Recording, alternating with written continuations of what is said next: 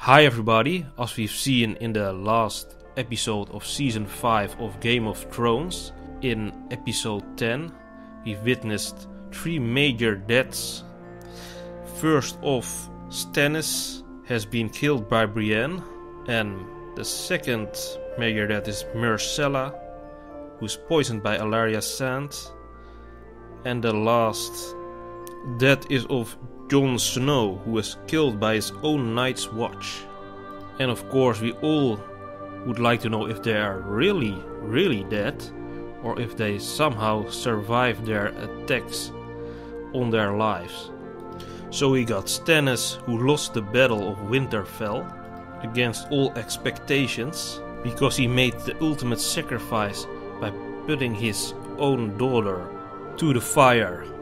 And the magic of Melisandre seemed to have worked, because the ice was melting.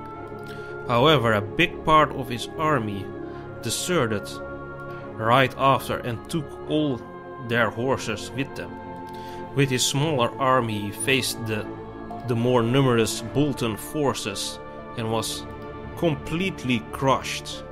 And it's a complete shock and surprise how the Boltons prevailed over Stannis.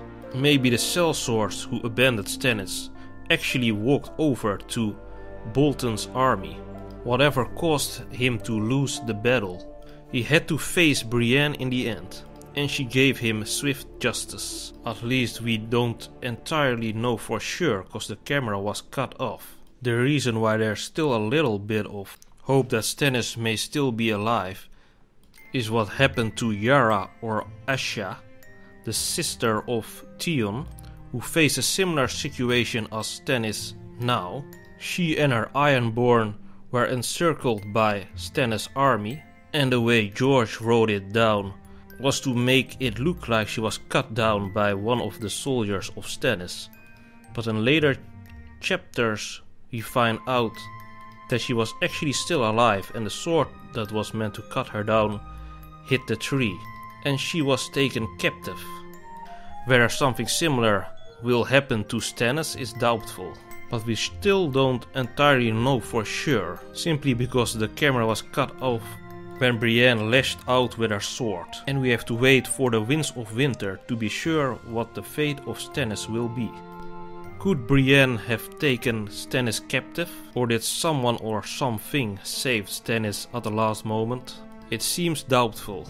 I simply assume he is dead for now. But what about Myrcella, who was poisoned by Alarya Sand with the kiss of death? I assume the poison is deadly, unless it does something else, but given the Sand Snake's plans, there is no doubt the poison is very deadly, unless it's cured with an antidote immediately after. And Alarya cured herself with the antidote. So the only way for Myrcella to survive is if someone quickly gives her an antidote. Trystane, who is also on a ship, would possibly save her if he has an antidote, but I doubt whether he has been prepared for this and whether he has enough knowledge about poisons. It seems very unlikely Myrcella will survive. We will find out in Season 6 what this will mean for the fate for Trystane.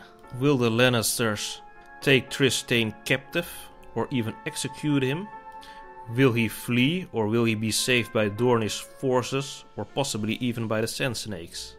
We'll have to wait and see. And the last major death is of course the stabbing of Jon Snow. It seems Stannis and Myrcella are really dead, but Jon Snow, he can't be dead, right?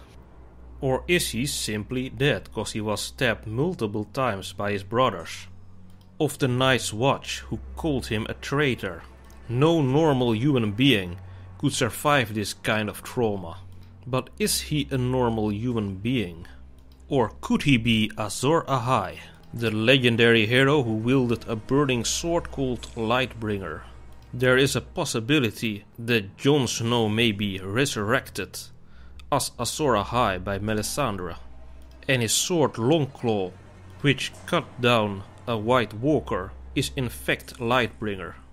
What we know for a fact is that the Red God can resurrect people, which happened to Beric Dondarrion, the leader of the Brotherhood without banners. Multiple times. He was murdered many times and resurrected by a red priest. So we know resurrection is possible. But will it happen to Jon Snow, or is he really dead? And this is what the prophecy says. There will come a day after a long summer, when the stars bleed and the cold breath of darkness falls heavy on the world. In this dread hour a warrior shall draw from the fire a burning sword, and that sword shall be Lightbringer, the red sword of heroes, and he who claps it shall be Azor Ahai come again, and the darkness shall flee before him. So will Jon Snow be the champion of the Red God, who will fight against the others and saves the world, or is he simply dead? What do you think will happen?